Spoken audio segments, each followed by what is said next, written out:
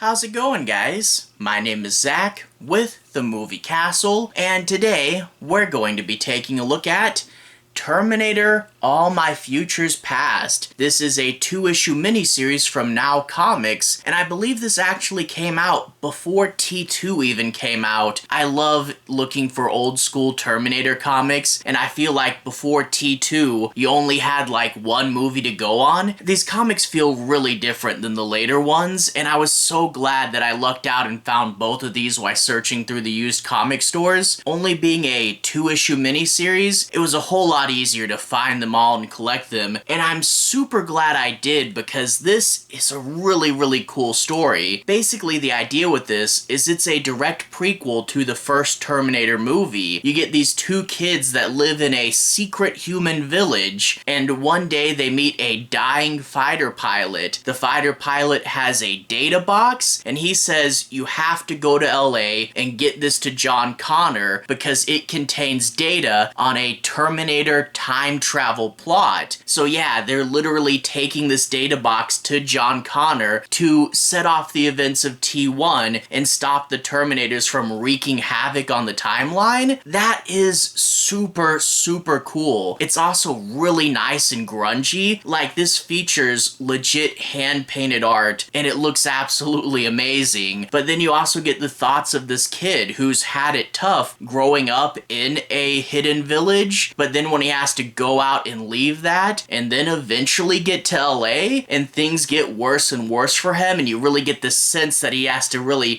stand up and take it. And yeah, it's a really good grungy character. There's also lots of super cool things like how large sections of the Terminator future are just like abandoned cities because everyone there got killed by Terminators. And then when you get to LA, you get some grungy and intense future war stuff. Overall, I really like it, and I love that it's a nice, clean prequel to the Terminator movie that really just fits right in super nicely, and I can definitely recommend it. As I said earlier, I kind of lucked out being able to find both of these, and I don't know how easy they are to come by, but if you ever do see them, definitely check them out. But anyway, if you guys want to see a little bit about what the stories are about, I'll switch to the close-up camera. I'll show you guys some of the story and some of the art. No major spoilers, although that being said, it's a direct prequel to T1. I think we generally know where we're going, but I'll try to avoid some big parts. But anyway, if you guys want to see some of the story and the art, let's go ahead and switch to the close-up camera. Alright, here we are inside the castle, taking a closer look at the Terminator All My Futures Past. Right off the bat, as I said earlier, it was 2 issues, so this is issue number 1, and I have to say, I really do love this cover. Terminator logo with this geometric shape. There's a cool painting of a Terminator, and he's marching against this destroyed landscape and the skulls. But look, he's got a dog. Isn't that crazy? Up at the top, Now Comics, number 1 of 2, Comics Code Authority, and only $1.75. These are both labeled Special Collector's Editions. Not really sure how that's any different from any other edition of the comic. And then after that, here's issue number 2 with this guy fighting a Terminator, and we can see that it's ripped off its own hand. It's trying to beat him with it. That's pretty cool. And also, it's sad, but these really look like they should line up, but they just don't. Oh well. But 2 cool covers. This is 2 of 2 from September. And also note that they don't ever really say the story's name on them. I had to get that from the back here where it says Terminator miniseries All My Futures Past, script by Chuck Dixion. But since I'm showing you parts of the book, these books are also full of a bunch of cool old ads. I won't show you all of them, but like, here's an ad for Batman on the Tiger Electronics handheld. Yeah, boy, those things.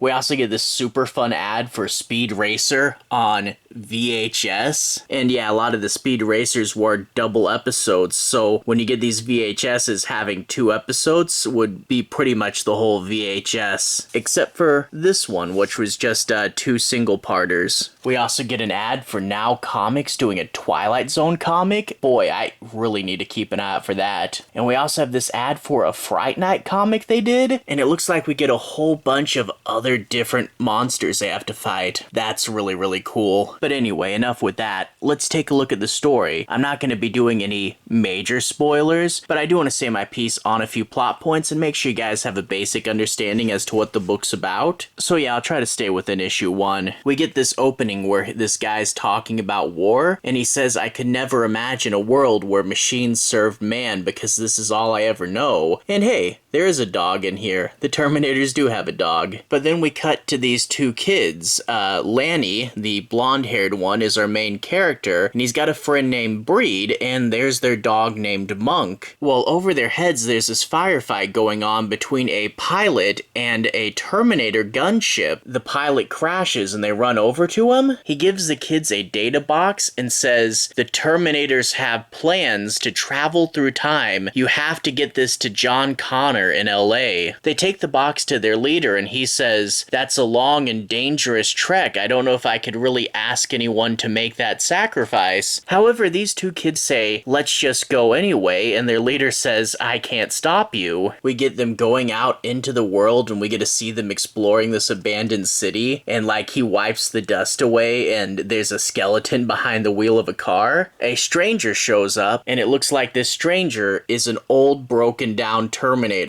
Skynet had cleared out this whole city, but decided to leave the damaged unit behind to keep an eye on it. After that fun little sequence, he presses on further, and we get to see LA, and I really love this shot of him and the dog looking over the city, and you get to see like all these old buildings and this new Skynet building that kind of sprouted up in the middle. Of course, he's eventually taken in by the soldiers. The dogs confirm that he is indeed a human, and they decide to take him with them into the battle zone to eventually meet John Connor. Love these paintings of these explosions and the Skynet ships. That's really cool. And then we get actually talking to John about going on the mission, and then they load everyone in the ship, and there's John saying goodbye to Kyle Reese right there. And then that's where we get into the meat of the story, is we actually get the siege of the Skynet base, and that'll be a lot of the end of this book. And yeah, there's John with his super cool mustache. I love actually seeing this section of the story, and even though, yeah, as an audience, you basically know how this is all gonna end up, we do get some surprises, and I really did like actually seeing it, and it really does flow super cleanly into the movie. Overall, yeah, this is a cool story, some good grit and atmosphere, and I really love those hand-painted images. Yeah, this came out really, really good, and I definitely recommend it. Anyway, to everyone who's watched so far, thank you for watching. To everyone who's liked and subscribed, thank you. You really are helping the channel out. I'll leave a relevant playlist on the bottom if you guys want to see me talk about more things kind of like this. You can click right there and see more. Anyway, have a good day. I'll see you guys again very, very soon. Playlist here. Have a good day now.